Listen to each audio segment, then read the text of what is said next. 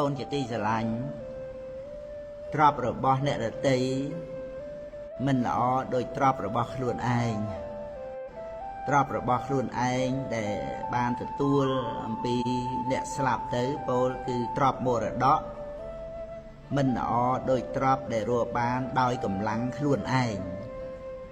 ទ្រព្យដែលរកបានមកដោយទុច្ចរិត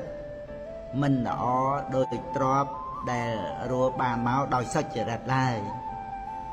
ទ្រព្យខាងក្រៅខ្លួនដែលជារូបធម៌មិនល្អ